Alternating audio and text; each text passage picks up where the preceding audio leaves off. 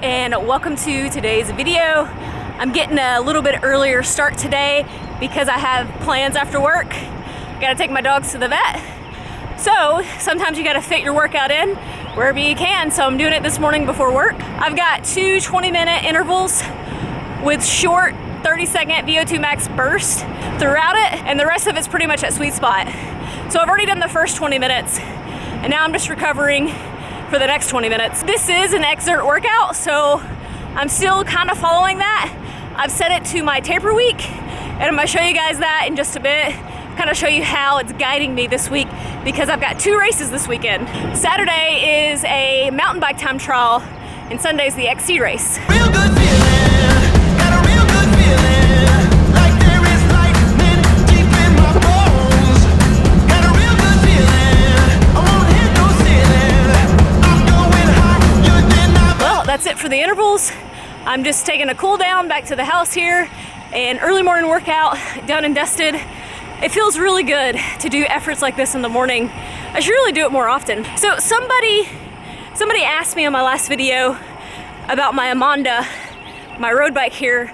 They were surprised I didn't ride a Domani, and I had a Domani before, and I want to say that some people, they don't notice the difference with the Domani having the pivot in the seat, but when you get on these roads like this in Illinois where it's been like, it's not really paved, my Domani definitely made a difference on these roads versus my Amanda. That's when I really noticed that little pivot in the seat post working. So yeah, I don't really ride that much in Illinois. I do most of my riding in Kentucky, so it doesn't really matter anyways. But if you do have a bunch of crappy roads to ride, those bikes like the Domani and the Roubaix and all those more comfy bikes, they can make a difference. I thought this might be the case, and there are far less dogs on this route than when I ride after 5 p.m. I guess a lot of people haven't gotten up and letting their dogs out for the morning.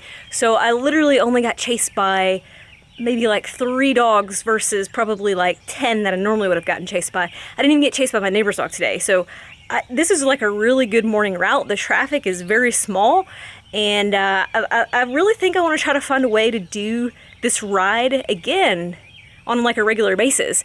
Like I said, I really like doing a workout in the morning because I just feel so good the rest of the day. But now it's time for some breakfast. I'm gonna make my scrambled eggs and spinach because I'm still eating that.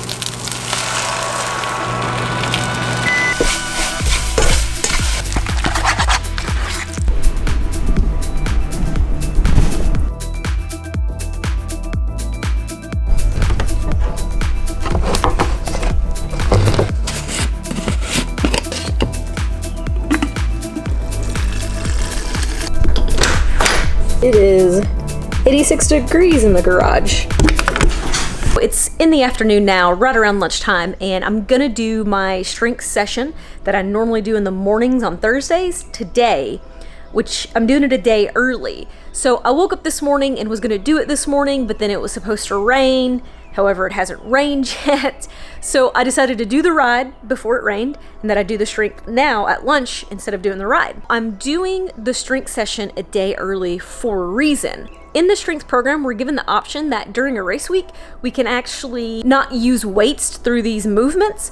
However, I don't want to do that. I want to continue to do the movements. I'm not going to add much weight today, but I still want to do them with weight. So that's why I'm doing them a day early, because I want to give myself an extra day to recover. Is that we're doing split squats, and those are what really gets my legs a little bit sore. So I'm basically just going to do them at the same weight that I did last week, and hope that that doesn't put too much soreness in my quads, which I don't think it will, and it will give me enough time to recover before my time trial race on Saturday.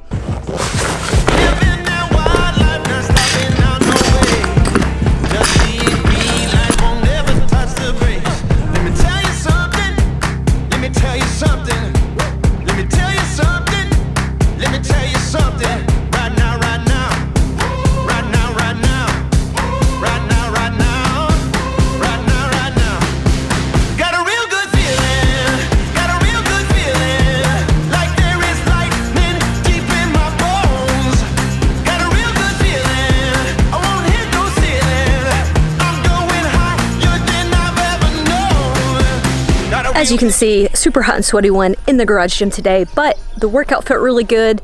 I'm probably gonna be a little bit sore, but hopefully I will have enough time for my recovery. So now it's time to get some lunch, and I'm gonna put the power dot back on my quads and then do my hamstrings, because I'm trying to make sure that they recover as well as possible.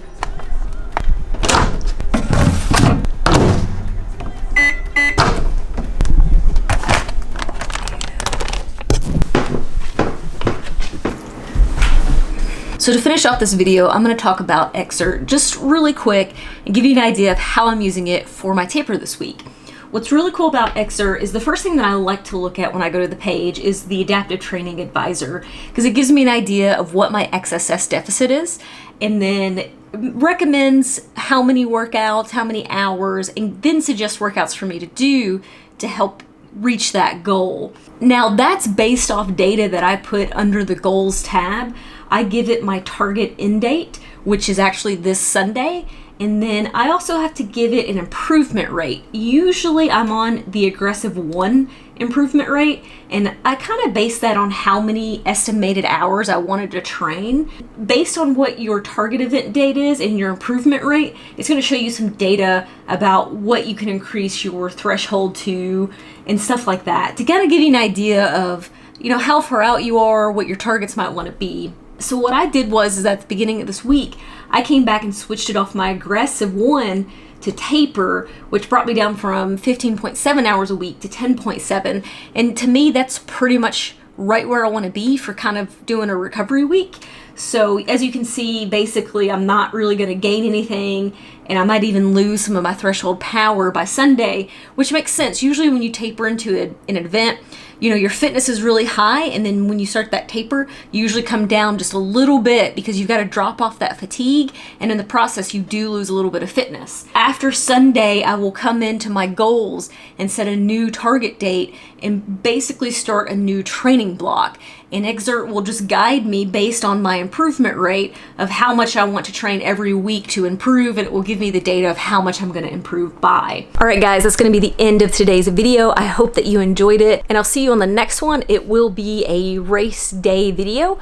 I've got 2 races coming up, so I'm actually hoping to do 2 videos for the races, and it'll be really cool to do the time trial, I feel like, because I haven't got to do one of those yet on this channel. Anyways, if you guys enjoy this video, make sure you hit the thumbs up. It does help the channel, and I'll see you on the next one. Got a real good feeling. I won't hit no ceiling.